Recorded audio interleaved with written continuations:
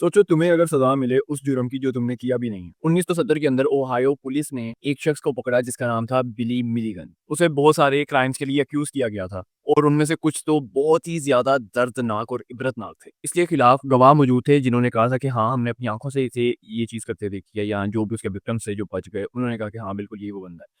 इसके वहाँ पर फिंगरप्रिंट्स वगैरह मौजूद थे और जो बिल्कुल इसके साथ मैच कर रहे थे। लेकिन इंटेरोगेशन के अंदर जब इससे पूछा गया इन सब के बारे में, इसने कुछ ऐसा बताया जिसने इस केस को हिस्ट्री में सबसे ज़्यादा इसके ऊपर बात किए जाने वाला केस बना दिया और इस केस ने इसे हिस्ट्री के सबसे ज़्यादा अजीब केसेस में से एक बना दिया। बिली मिलीगन अपनी आवाज़ बदल सकता था, अपनी बॉडी लैंग्वेज बदल सकता था, अपना एक्सेंट पूरी तरह से बदल सकता था।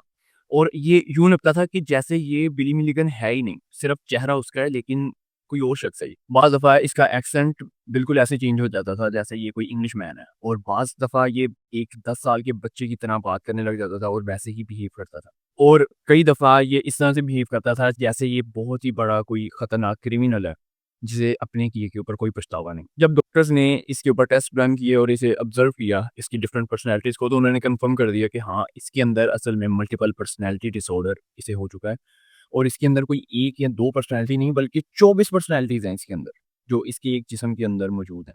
और उन 24 पर्सनैलिटीज़ में से कुछ जो हैं वो आर्टिस्ट हैं, कुछ बहुत ही नरम दिल हैं, कुछ जो हैं वो बहुत ही ज़्यादा खतरनाक मुजरिम की पर्सनैलिटीज़ बन चुकी हैं। और बिली का कहना ये है कि जो भी उन पर्सनैलिटीज़ ने किया है मेरे जिस्म में आकर, जिस वक़्त मैं उनके कंट्रोल में हूँ, मुझे उस बारे में कुछ भी याद नहीं है। बेशक जब 10 साल के बच्चे ने उसकी बॉडी को टेक ओवर कर लिया, उसने जो-जो चीज़ें कही हैं या जो-जो काम किए हैं, उसके बारे में इसे कुछ भी नहीं पता। जब ये सारी चीज़ें कोर्ट के अंदर पेश की गईं, तो कोर्ट ने बहुत ही स्ट्रेंज डिसीज़न लिया। उन्होंने बिली को साइकियाट्रिस्ट हॉस्पिटल के अंदर डाल दिया और उन्होंने इसके ऊपर कोई भी कानूनी कार्रवाई उस तरह से नहीं की जिस तरह से एक आम मुजरिम के ऊपर की जाती है। ये पहला अमेरिकन है जिसके ऊपर इतने संगीन और खतरनाक इल्ज़ाम लगे हैं और इसके बारे में वो प्रूव भी हो चुके हैं।